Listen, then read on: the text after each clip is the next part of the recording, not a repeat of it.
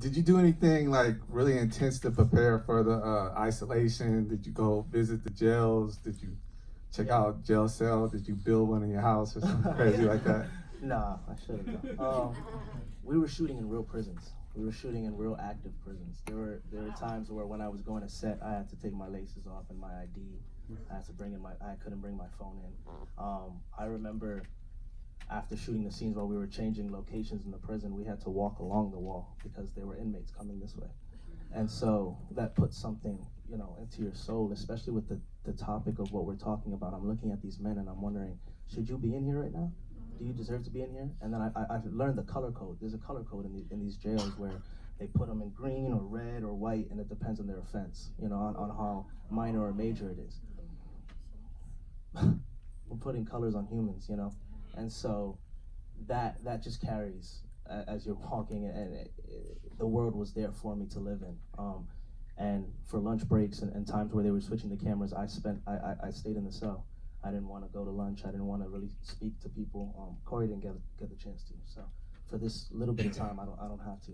And so I spent time in the cell without my phone, and I would just try to figure out what to do.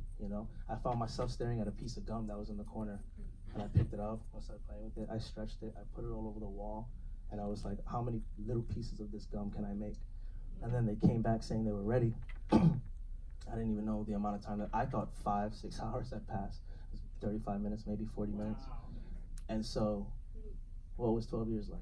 And those kind of thoughts run through your head on action, The pain is there, the floor was so cold, the everything was hard, it was metal all over me, everything was quiet, I was always alone in the scenes. So it was very hard to even separate from that isolation. I brought it home with me. I had a hard time seeing friends sometimes. It became very, very real for me, especially when you're just thrown into that sort of situation. And even though I knew that it was not real and I did not go through this, it's impossible not to feel that pain. And it's impossible not to feel that hurt for him. And so I channeled that pain and that hurt, and I threw it into Corey Wise. Thank you for the question. Any other questions? Yes, in the center, in the far back. Wait for the microphone, please, so everyone can hear. Have you both been able to shake off the emotional baggage that comes with preparing for a role like this? Nope. No. Just no. No. I like to say before I shot this, I didn't know, but I was very naive. I grew up around love and community and family, and I didn't have too many experience with the cops. If it was something where I was on the way to school and they would ask to look at my bag, which is enough, but that's something in itself. But I'd like to say that I wasn't always looking like that, and now I am. I really am. I live in the city, and that's a place where you will see 6 cops a day, at least, when you're walking by. And so that sort of feeling in my feet, it's there now, and I don't know if it's ever gonna go. I realize that there is so much that you don't know that you need to educate your children on if they are stopped, if they are arrested.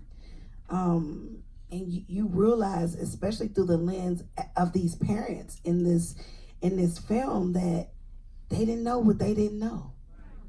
Hurry up and do the thing so you can go home. The people said this. Come on, let's get after it.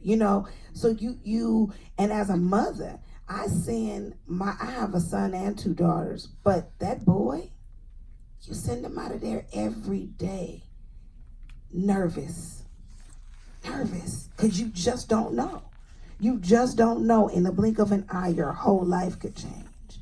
So I would say that, especially continuing to fellowship with the men and talk about the story, and so many people are reaching out and calling us, it's still very, very fresh. Thank you for the question. And one last one. Yes, ma'am, in the middle. Thank you. Hi, Ava did such a fantastic job in bringing the story to life and writing the story. And I wanted to ask each of you, what is the greatest story that you know you have not yet written, but a story that you want to tell? Is there a story that you have hovering, or something that you know you might want to tell in the future and produce and possibly direct? Wow. Yeah, Whoa. that was a left field one. Last July, I believe it was, a kid was murdered in the Bronx. He was a young Dominican kid who was 15. His name was Junior Guzman. He's Dominican. I'm Dominican as well. And he grew up very close to me. And he was dragged out of a corner store by a Dominican gang who mistook him for somebody else, and they stabbed him to death on the corner. And it was caught on footage, and it was with machetes. And this is today in the Bronx, in the middle of, I don't know, but he wanted to be a cop in New York City, which is crazy. I would love for his story to be told, because of the idea that you can be just a young kid in the Bronx with so many dreams, and it's not only the cops that can get you, it's people your own race, it's people your own kind. And that's an awareness that's important as well. Black on black crime, Dominican, killing Dominican. He was such a good kid. I'm choking up thinking about it, but I didn't even know him. And so, yeah. I would probably say for me, the idea of Black women in politics is very, very interesting. And that's where I'm focused right now. Trying to bring a project to light that has that narrative. As far as directing, I do another TV series way different than this one called Claws. Oh, some of y'all saw it. Okay. Well, it premieres tomorrow. And I actually had the opportunity to direct this season. And thank you. And Ava was so good to me. I mean, as busy as she is, she still was like, sis, you got everything? Sis, did you do this? Sis, did you make sure you did that? I mean, she was so lovely. So it'll be, even though we air tomorrow, it's episode 5. It's my directorial debut. So support us, sister, if you can. I will definitely do more, because I found out I like telling people what to do. I'm good at it. Thank you both. Just to close out, I know the question wasn't for me, but I'll just say that the Central Park 5, I was almost about 14 years old when that happened, so I remember all of it. And so I'm about their age, and I'm just thankful that somebody finally told the story. And so that was my story that I wanted to see on film. So I'm thankful that someone of Ava's skill and a bone finally did it. So thankful.